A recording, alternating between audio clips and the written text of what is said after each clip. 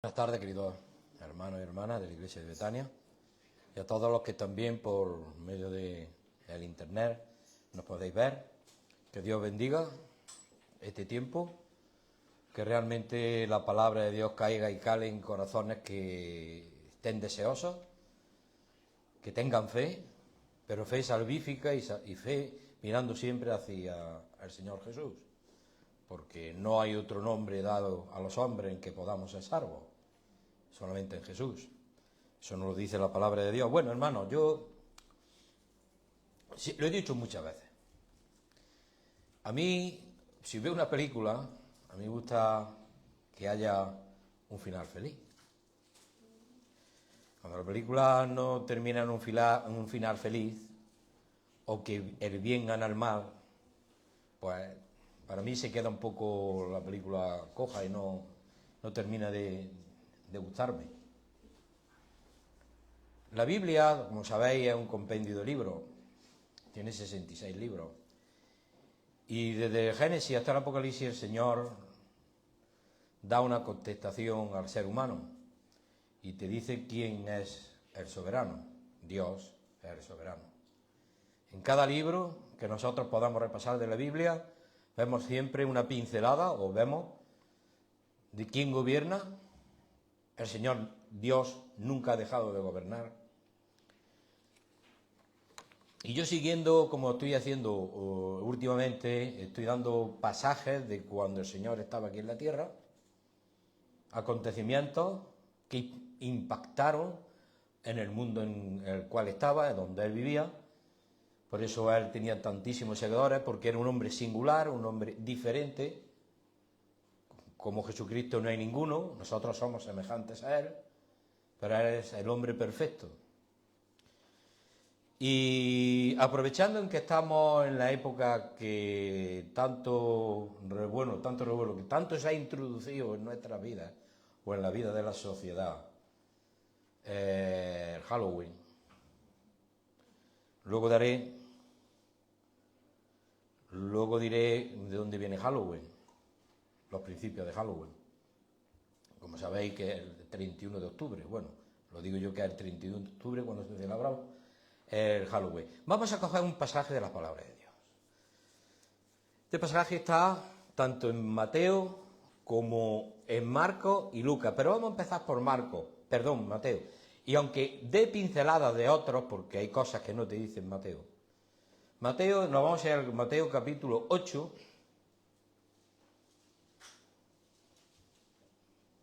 versículo 27 hasta el último, que es el 34. Vamos a hablar de los endemoniados gadarenos, o gergesenos, también se dice la palabra gergeseno. Pero voy a poner un poquito en antecedente. El Señor venía aquí, lo que acababa de ocurrir, los discípulos se quedaron asombrados, porque tuvieron que cruzar el mar de Galilea de norte a sur. Ellos estaban en el norte, en Capernaum.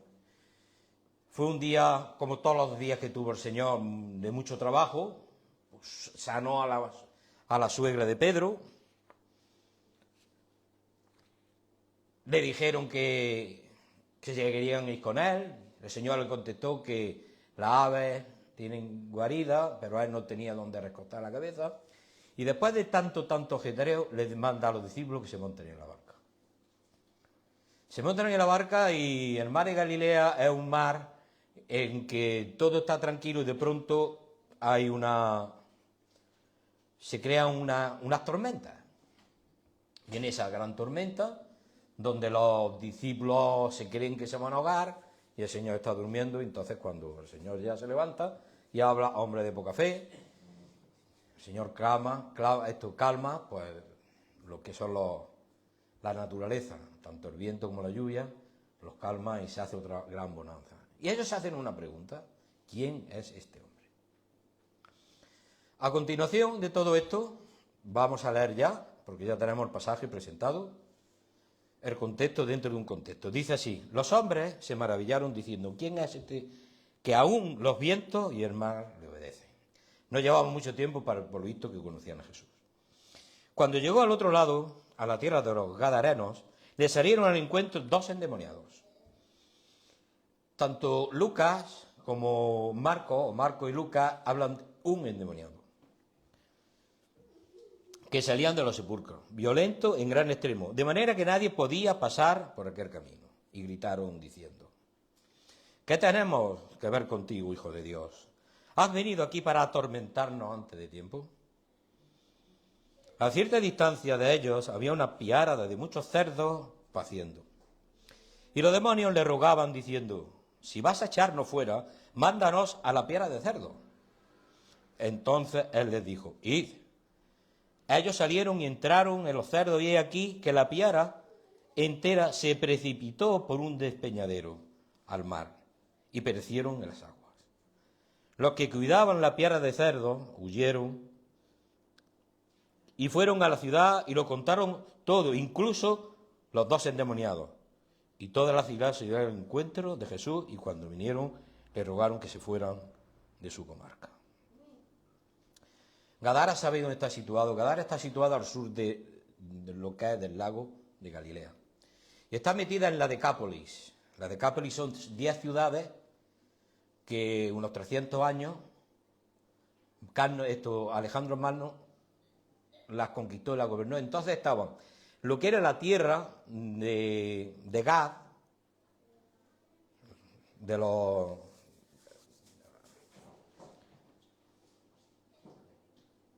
las 12 tribus, pues, pero ese lado era gentil. La Decápolis estaba Gerasab, Escitopolis, Hipos, Gadara, Pella, Capitolias, Canata, Ávila, Filadelfia, que hoy se llama Amán, que es la capital de Jordania, y Damasco, capital. También lo cogía la Decápolis. Entonces entraron en una tierra gentil. Claro, aunque entraron en una tierra gentil, eso había sido habitado también por judíos, y entonces el pensamiento, más o menos, podían ser muy parecidos. ¿Por qué digo esto? Porque esto interviene mucho en cuando una persona es poseída por el demonio. De esto me he tenido que informar muy bien. Coge las costumbres del lugar. Es decir, se apodera de la persona, pero hace lo que la persona piensa en ese momento, o está en ese momento. Por ejemplo, los judíos temían mucho los cementerios. Él habitaba en el cementerio, o ellos habitaban en los cementerios, pero dormían en los sepulcros. La ciudad gobernada por los gentiles, y aunque estaba en el territorio de la tierra prometida, Alejandro hermano, como he dicho antes, se metieron en el territorio de Gad y Manasés. El Señor cruza el mar de Galilea de norte a sur y en Capernaum, y en la orilla de Galilea vamos a encontrarnos un escenario totalmente fúnebre, tenebroso.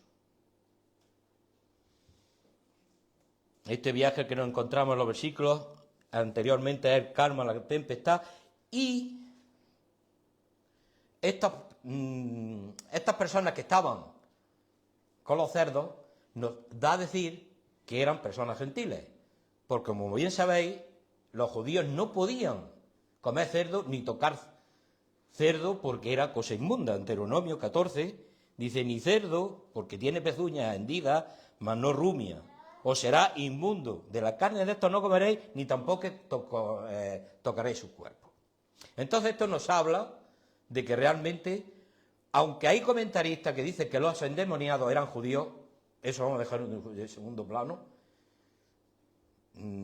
eso no tiene importancia, pero como he dicho, que la cultura era muy parecida, vivían al lado de Samaria, más o menos, y entonces eso no tenía mucha importancia, pero muchos comentaristas afirman que eran judíos. Ahí no vamos a entrar nosotros. Este viaje encontramos en los versículos anteriores en la tempestad, como he dicho, y asombrados sus discípulos de cómo los elementos de la naturaleza se sujetaban al Señor, hacen una pregunta: ¿quién es este? Y va a ser respondida por los mismos demonios. Los demonios van a responderle a los discípulos: quién era Jesús. Y cuando he dicho que a mí me gusta, porque esto termina bien, termina muy bien, porque aquí vamos a ver la autoridad de Jesús. ¿Quién es Jesús? La llegada a Jesús a Gadara y era el escenario. Cuando llegó al otro lado de la tierra de los gadarenos, le salieron al encuentro dos endemoniados que salían de los sepulcros y violentos al gran extremo, de manera que nadie podía pasar por aquel camino. Y viendo que llegaron de noche, el texto bíblico, si lo analizamos, vemos que llegaron a primera hora de la noche. En cruzar Galilea de norte a sur, iban, según lo he estudiado, lo he leído, unas 2 horas. Ponle que tuvieran 3 por la tempestad. Los judíos llaman el primer atardecer cuando empieza a declinar el sol, es decir, por la tarde. El segundo atardecer es cuando viene lo que nosotros ya decimos el anochecer. Ese es el segundo atardecer. Y es ahí cuando el Señor parece ser que cogió a sus discípulos y le dijeron que se montaran en la barca. Tardaron poco tiempo, porque si nosotros analizamos y resulta de que estaba una piara de cerdos que estaban pastando por allí, eso no pudo ser a las 3 a las 4 de la madrugada, sino eso tuvo que ser a la primera hora de la noche. Todo esto ocurrió de noche. Y eso parece ser que pasó en un momento, en poco momento, porque una vez que hubo sanado al endemoniado, el Señor le dijo otra vez que cruzaran hacia Capernaum. Y entonces siguió haciendo después milagros. Eso fue en un pispás.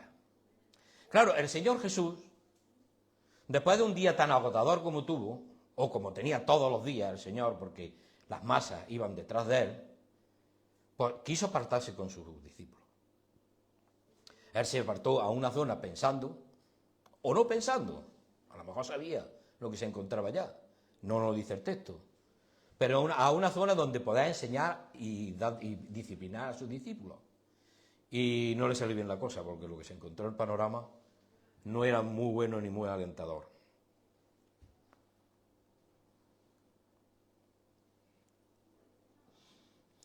En el cementerio salían de los sepulcros. Los sepulcros eran unas cámaras, hermanos, talladas en las laderas de los montes.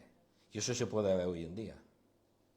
Eran como unas cuevas, porque la tierra que lo formaba era tierra de caliza. Y al lado de la tierra de caliza había como una especie de acantilado, no así cortado de tajo, sino muy empinado, que por allí es donde la ladera abajo se despeñaron los cerdos hacia el mar de Galilea. Palestina tenía entonces en la actualidad y era la ribera oriental del lago de los escarpados y acantilados. Estaban constituidos por una formación caliza, como pone aquí. Y las cuevas estaban, y la gente, sobre todo los que a lo mejor no tenían casa, dormían allí. Y allí también ponían hasta los sepulcros. Y ahora vemos la posesión demoníaca. Mateo, en este pasaje, no pretende determinar, hermano, hacer un análisis detallado de cómo es una posesión demoníaca. Aquí Mateo, que es más corto lo que es el pasaje, que Lucas y que Marcos, pero lo que quiere enfatizar de quién es Jesús, mientras que los otros dos ponen más énfasis en los endemoniados o en el endemoniado. Aquí hay 2 endemoniados y en Lucas y en Marcos hay un endemoniado. Posiblemente fue sanado un endemoniado. También nos habla tanto Marcos como Lucas de que el demonio que tenía este hombre no era uno, sino eran muchos. Se llamaba Legión. Mateo 8:28 nos dice que vinieron a ellos 2 endemoniados que salían de los sepulcros, feroces en gran manera, tanto que nadie podía pasar por el camino. Unas características, y porque aquí hay un hilo muy fino en lo cual tenemos que tener mucho cuidado. En el siglo XX, tanto el siglo XX y mucho más en el siglo XXI, comentaristas quisieron quitar la verdadera, lo que vemos en el pasaje de que había realmente unos endemoniados. porque tratan de decir de que eran enfermos mentales. También es verdad que todos los endemoniados, vamos, todos los que están enfermos mentales pueden ser endemoniados. Entonces aquí nos movemos en un hilo muy fino en el cual nosotros tenemos que tener mucho cuidado. Pero las características de este endemoniado sí son endemoniados. Porque lo primero, vemos feroces en gran manera. Tanto que nadie podía pasar por el camino. Otra característica que la vemos en Marcos 5, 4 y 5, dice que tenía una morada en los sepulcros. Eso sí lo hemos visto. Y nadie podía atarle ni aún con cadenas.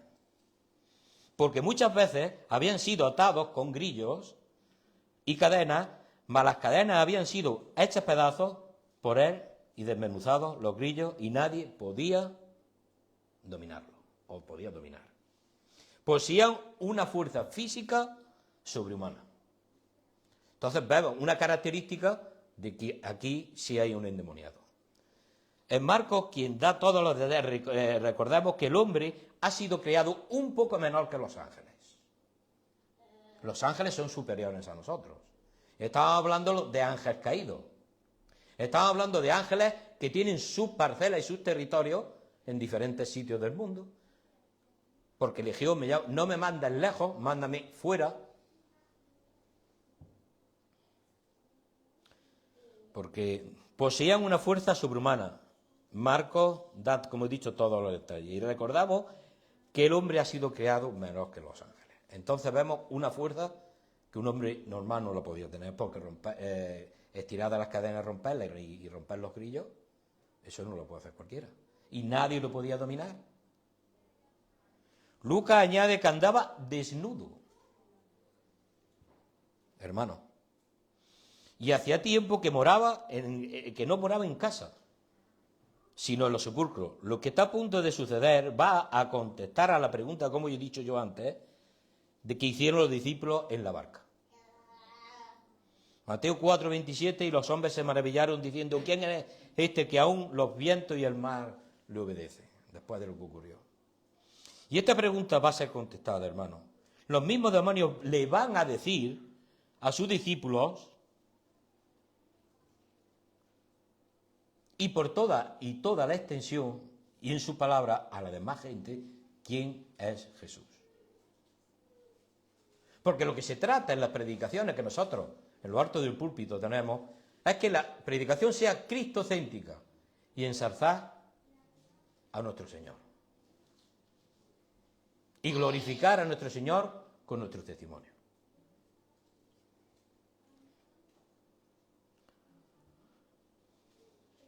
Y gritaron diciendo, en el versículo 29, ¿qué tenemos que ver contigo, Hijo de Dios? Esta vez Jesús lanzó un gran grito, esto creo que está en Marcos, postrándose a sus pies y exclamó a gran voz, ¿qué tienes que ver, Jesús, Hijo del Altísimo? Ellos sabían quién era Jesús. Te ruego que no me atormentes. Mateo dice, no me atormentes antes de tiempo, porque ellos saben el final que tienen. Ellos saben que para ellos no existe salvación. Desde el día en que se rebelaron contra Dios, son ángeles caídos en los cuales no tienen salvación. Y habrá un tiempo en que estos ángeles, estos demonios serán apresados, espiritualmente hablando, y llevados al abismo, como dicen aquí. Pero vemos como ellos en Mateo y en Marcos y Lucas no solo están atormentados esos hombres, sino que estaban deseando de que fueran liberados. Porque había una lucha interior entre el demonio, o los demonios, y el hombre. Pero tenemos otra contestación. En este caso no es una pregunta, sino una acusación que los fariseos le hicieron a Jesús. Mateo 9:4 dice, pero los fariseos decían, por el príncipe de los demonios echa fuera demonios.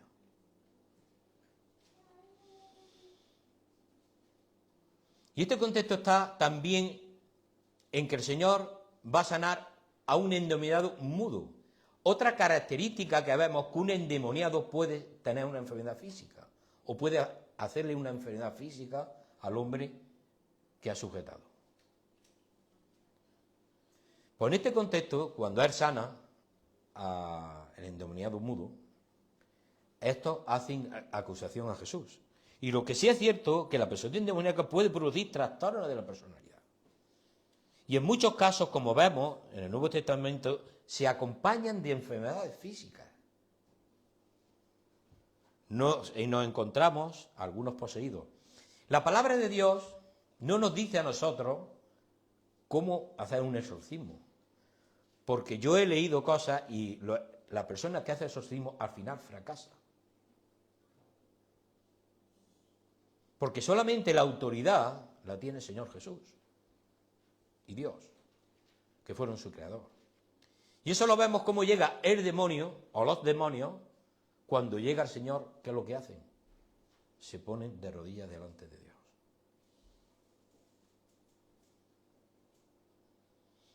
Todo esto ocurre durante la noche, como he dicho antes, salieron al anochecer y llegaron también o al amanecer de la mañana siguiente, después de haber hecho este exorcismo o haber sacado el demonio o los demonios de aquel hombre. Primera enseñanza y reflexión, hermanos. No podemos entrar en pánico cuando estamos hablando que los demonios pueden estar en los cementerios. Pero, en verdad, de que el cementerio es un sitio oscuro, donde hay tinieblas. Pero sí es cierto que esto nos habla sobre el contraste que existe entre Dios y Satanás. Vosotros imaginaros el pasaje. No sé si habría luna, porque hubo una tormenta que acababa de suceder, pero las tormentas vienen y puede ser que se pusiera raso. La luna puede estar que estuviera pegando, radiando lo que es el mar. Y enfrente ves unos escarpados y unas cuevas, y una vez que entran en la orilla, todo de noche, le sale a Jesús dos endemoniados. ¿Cómo estarían los discípulos? ¿Cómo estaríamos nosotros? En el comentario bíblico de Alfred Edersheim, es que digo de Edersheim porque no me sale bien, quiero decir que este hombre, cuando leo comentaristas, hablan muchas referencias sobre este hombre, muchas, y por curiosidad me metí a ver quién era. Digo, ya que no, hablan mucho comentarios del diccionario ilustrado que tiene y no sabía quién era. Fue un profesor, fue misionero, él era suizo, pero los primeros años por lo visto se fue a Hungría, después fue predicador, se fue a la parte de Inglaterra, en Escocia, conferenciante universitario, cambió su afición o aflicción presbiteriana que era por anglicana y fue ministro también de la Iglesia de Inglaterra. Es decir, un hombre. Era conferenciante en la universidad. En la palabra que podamos entender que la posesión demoníaca en una persona toma su personalidad, pero no solo esto, sino que actúa en un contorno cultural del individuo. Es decir, coge las costumbres culturales que hay en la zona. Así actúan los demonios. El demonizado hablaba y actuaba como un judío, porque este hombre cree que era judío, que no tiene mayor importancia tampoco. Y bajo control del demonio, así se prefería lugares solitarios de día y tumbas de noche. Y no es que los demonios prefieran realmente esta morada, sino que los judíos se imaginaban que los demonios actuando sobre los estados de conciencia existentes. Es decir, que si al judío le daba miedo un cementerio, ellos moraban en el cementerio. Pero vamos a ver el contraste. Mientras que la palabra de Dios nos habla que es luz y vida, Satanás nos habla que es oscuridad y muerte. Él es el príncipe de las tinieblas. Dios crea. El que estaba allí, fue el creador. Satanás quiere destruir. la creación, y mucho más a la creación de los hombres, porque los hombres tienen en esta tierra oportunidad de salvación. Ellos no tienen oportunidad de salvación. Sobre todo al hombre que ha sido y ha dado la oportunidad de salvación por medio de nuestro amado Salvador. Cosas que ellos no tienen. Dios quiere restaurar al hombre. Jesucristo estaba allí para tiempo después subir a la cruz y restaurar al hombre. Y todo aquel que llega a la cruz con sus pecados en arrepentimiento será restaurado. Otra cosa que los demonios no tienen, hermano. Dios quiere restaurar al hombre. Satanás quiere matar al hombre. Marcos 5 dice: y siempre de día y de noche andaba dando voces los montes y los sepulcros e hiriéndose con piedras. Hay otro caso en que el hijo de un hombre, no recuerdo bien, hasta se metía fuego. Entonces el Señor lo que trata es de herir, y que el Señor no, Satanás lo que trata es de destruir al hombre. Y tenemos otro caso en el Evangelio. Jesús sana a un muchacho endemoniado y muchas veces le echaban fuego en lugar de agua para matarle. Pero si puede hacer algo, ten misericordia de nosotros, ayúdanos, decía. Entonces vemos que el diablo lo que trata es de destruir la creación de Dios, de destruir al hombre. Por eso nosotros, los cristianos, somos su mayor enemigo.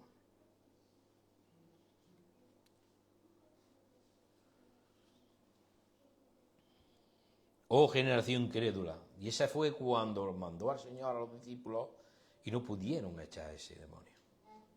Y dijeron: oh generación incrédula, ¿hasta cuánto te soportaron? Con ayuno y oración. Por eso yo digo que el exorcismo se le escapa al hombre. Yo no entiendo la vida, ni quiero entrar en profundidad en estas cosas, porque a mí me dan miedo. Siempre me han dado miedo las cosas estas. Pero son cosas reales, hermano. Dios es misericordioso y lleno de gracia y de verdad. Satanás es padre de toda mentira. Juan 8:44 dice: vosotros sois de vuestro padre el diablo. Se lo está diciendo a los fariseos. Y los deseos de vuestro padre el diablo queréis hacer. Él ha sido homicida, es decir, homicida, referencia a muerte. Desde el principio no ha permanecido en la verdad, porque no hay verdad en él. Cuando habla mentira, de lo suyo habla, porque es mentiroso y padre de mentira. Y esto, si nosotros lo estamos observando, nos movemos y estamos en un mundo donde la mentira cada vez va creciendo más. Eso lo estamos viendo. Y aunque el mundo entero no esté poseído, bueno, va a estar el mundo entero, pero sí están haciendo las cosas de su padre el diablo.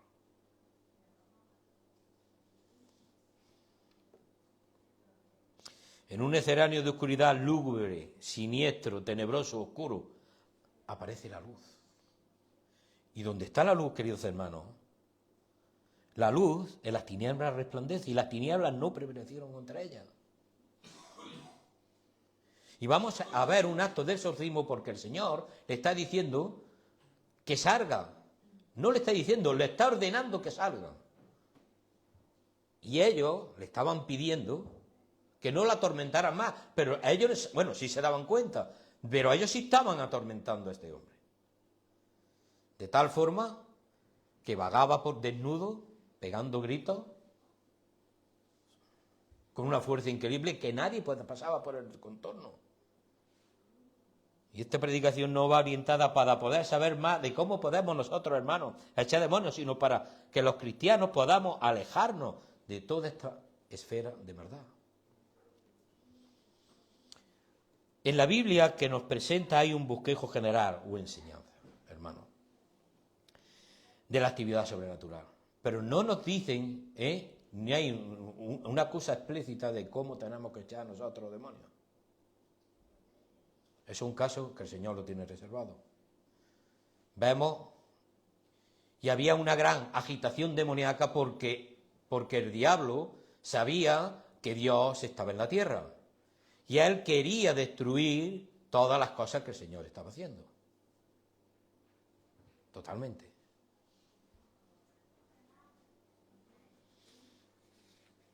Y vamos al encuentro del Señor Jesús allí en el desierto, y allí en el desierto está con Satanás. Pero allí en el desierto, ¿qué se trataba de hacer? De que el diablo no tenía nada contra Jesús. Porque el diablo prueba a Jesús en 3 tentaciones. Entonces, él le contesta con la palabra de Dios. Pero ahora vemos otro escenario donde están los demonios. ¿Y cómo están los demonios? Arrodillados delante del Altísimo. En este caso de Jesús. En la Biblia, como he dicho, no se presenta un bosquejo general de la enseñanza o la actividad sobrenatural maligna. Esto es uno de los pocos ejemplos que podemos ver, porque no vemos mucho. Pero sí vemos y observamos, cuando leemos los evangelios, de que habría una agitación, una activación demoníaca bastante grande. Y a lo largo de los siglos va eso creciendo, porque la palabra nos dice que los demonios en los últimos tiempos serán soltados, los que están en el abismo. Y es cuando más tenemos que tener. Y este pasaje, adornado por este escenario de terror, tanto en Mateo como en Marcos y como en Lucas, hermanos, Dios nos ha puesto delante de un suceso para que veamos el poder de Dios y que nada se sujeta y nada todo está sujeto a sus manos. Porque Él es soberano sobre todas las cosas, sobre la creación, sobre la creación suya, hermano. Todas las cosas. La palabra de Dios no nos dice que nosotros tengamos la capacidad de echar demonios, ni mucho menos. Pero como sabemos, sí, y tenemos, y nos ha dado una herramienta, y nos ha dado una panoplia, y nos ha dado algo para poder defendernos, como es la armadura de Dios. Porque como dice, que no luchamos contra sangre ni carne, sino contra principados y contra potestades. Y sí tenemos algo para atacar al diablo. La espada. Como se defendió el Señor. Bueno, no se defendió el Señor, no se tenía que defender. Sino cómo le contestó con la palabra de Dios allí en el desierto. Pues esa es la única manera en que el cristiano podamos desvestirnos de ella y coger las armas que Dios pone. Nos tenemos que vestir a nuestra disposición. Nosotros no sabemos cómo actúan en la vida los seres humanos. Pero nosotros, el Señor nos ha dado lo que realmente nos hace falta, ni más ni menos. Nosotros no tenemos que exorcizar a nadie. Porque no sabemos quién puede estar demoniado. Hay acciones que realmente muchas veces, yo para mí, de cosas que he oído, por ejemplo, la última allí, una de las últimas que pasó en Andújar, como el nieto acuchilló con no sé cuántas cuchilladas a su abuela. Pues puedo pensar que tiene un demonio dentro, pero es una línea tan fina que no lo sabemos.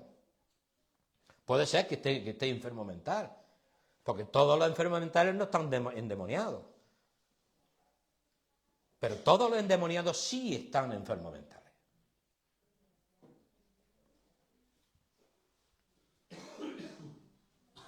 Y observamos como por medio de esta fiesta, y ahora donde quiero yo ya parar, cómo el diablo se va introduciendo dentro de las iglesias para celebrar fiestas oscuras.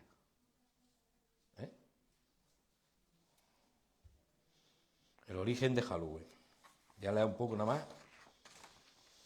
Halloween, no sé leerlo en inglés, se titula Víspera de Todos los Santos.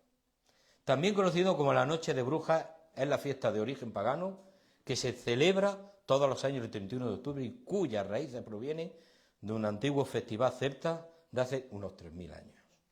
Conocido como Samhain, que significa fin del verano en inglés antiguo. El fin de verano es el solsticio del otoño, que cuando ya se recogía la cosecha. Y aunque actualmente es un día de disfraces, dulces, niños, sus orígenes son tan alegres, la fiesta se celebraba en Irlanda cuando la temporada de las cosechas tocaba su fin y daba comienzo el año nuevo, en celta. Coincidiendo con el solsticio de otoño, se creía que durante esta noche los espíritus de los muertos podían caminar entre los vivos, buenos y malos. Digo esto para que sepáis cómo es la fiesta de Halloween. Y muchas veces se hacen las cosas sin interés y sin saber, dígase, por ignorancia. Cuando llegó la ocupación romana, las tierras celtas, la festividad se mezcló con las propias de los invasores, como la fiesta de la cosecha. Y dos papas, Gregorio III y Gregorio IV, trataron de suplantar Halloween por la fiesta católica del Día de Todos los Santos. Antes de esto se celebraba el 13 de mayo y lo cambiaron al 1 de noviembre. Esto se celebra normalmente en los países nórdicos. Pero yo me acuerdo hasta de chico hacer cosas así. ¿Vosotros no habéis hecho de chico una calabaza o una sandía, le habéis hecho un agujero y habéis metido una vela dentro? Pues estas cosas están con eso. En nuestro país, debido a su origen celta, existe un gran número de tradiciones que se relacionan con los espíritus, como son las meigas, como es la Santa Compañía de Galicia. En Asturias, los niños que pedían comida a las puertas de las casas durante esa noche, portando lámparas en sus manos. Y en los municipios de Castilla, que eso sí ha llegado hasta nosotros, por lo menos yo lo he hecho de chico, las casas eran decoradas con calabazas a las que hacían agujeros en su interior para simular una cara. Yo me acuerdo de haber llevado, mi padre me lo hacía de chico, y haber llevado una calabaza o una sandía, no me acuerdo lo que era, y meter una vela dentro.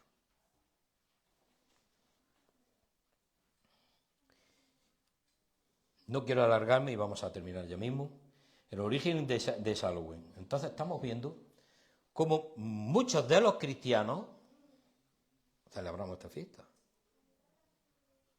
cuando está dentro de la oscuridad del oscurantismo. Tendremos que tener cuidado de todas esas cosas.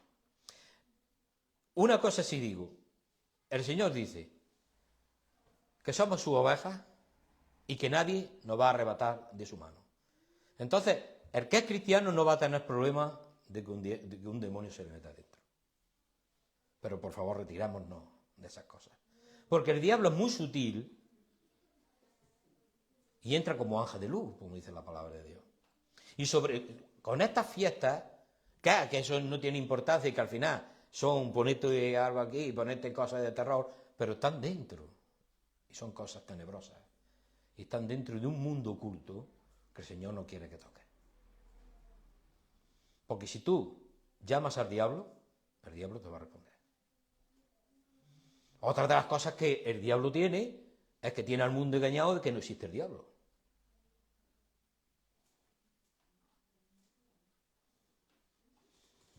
Cuando los demonios fueron sacados de la persona, cuando hubo esa liberación del pecado, en su interior vemos a este hombre a los pies de Jesús.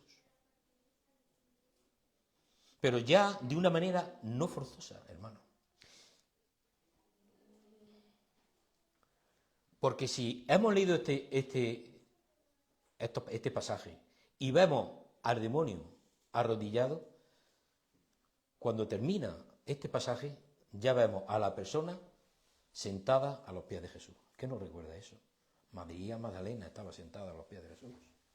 Entonces vemos dos formas de arrodillarse o de inclinarse delante de Dios. Una forzosa, como fueron los diablos, y otra por voluntad propia. Él quería seguir a Jesús. Pero el Señor le dijo que se quedara en su pueblo y que dijera a las personas cuántas cosas, grandes cosas había hecho Dios con él. Se puede decir que podemos ver el primer evangelista por lo menos en ese sitio. Pues nosotros no hemos estado endemoniados, pero sí vimos el pecado en nuestras vidas. Y vimos la influencia del pecado en nuestra vida. Y vimos cómo el Señor nos rescató. Y ese hombre ya no estaba de rodillas, estaba a los pies del Señor, porque quería servirle, porque quería seguirle, porque le había liberado de la carga del pecado. Pues eso somos nosotros, hermanos, personas que hemos sido liberadas de la carga del pecado. Y necesitamos a Dios, necesitamos a nuestro Jesucristo, porque eres nuestro gran héroe, nuestro Superman, no hay otro. Hermano, termino con el versículo, aunque no lo sabemos de memoria, que está en Filipenses, que dice que toda rodilla se doblará, los que están en los cielos, los que están en la tierra y debajo de la tierra, a Jesucristo. Los que están en los cielos, con Dios, están con Dios. Los que están en la tierra se han arrepentido y otros que se deberán de arrepentir. Y los que están debajo de la tierra son los condenados. ¿En qué sitio estás tú? ¿En qué lugar te encuentras tú? Si realmente tú necesitas un Salvador, acude a Jesucristo. Porque Él tiene todo poder y a Él ha dado toda la potestad a su Padre.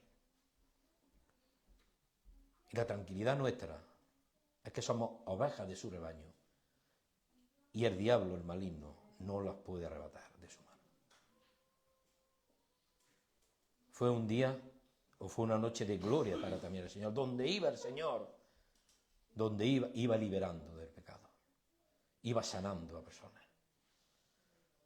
Damos gracias al Señor en esta mañana porque cada uno nos liberó. Y Él cogió nuestro pecado y se lo puso a sus espaldas en la cruz del Calvario, para ser justificado en la resurrección de Jesucristo. Padre amado que estás en los cielos, te damos gracias, Señor. Gracias por tu palabra que nos enseña, Señor, nos instruye y, Señor, nos da la alegría como terminan, Señor, todos estos pasajes. Pasajes que empiezan mal, con personas enfermas, con personas endemoniadas, que acuden a Jesucristo, Señor, y Él en ningún momento dijo que no. Cómo mandó, Señor, a esos demonios que se salieran de ese hombre, Señor, y no tuvieron más remedio que hacerlo porque tú eres soberano, porque tú eres omnipotente sobre tu creación, Señor. Toda tu creación, tanto lo que se ha creado, como ángeles, como hombres, como todo lo creado, Señor. Y un día manifestarás tu gloria, Señor, y sentarás tus pies sobre el monte de los olivos, allí en Jerusalén. No nos cabe duda ninguna, Señor, porque tú tienes las escrituras de la tierra, tuyas son, a ti te pertenecen. Y tú gobernarás, Señor, con vara de hierro a los que se tienen que gobernar. Y nosotros, Señor, somos tuyos por la sangre de tu Hijo, Señor. Y hay muchas personas que pueden escuchar la palabra y si realmente tienen una fe salvífica, que acudan a Jesucristo, que es el único que le puede liberar en la carga del pecado, Señor.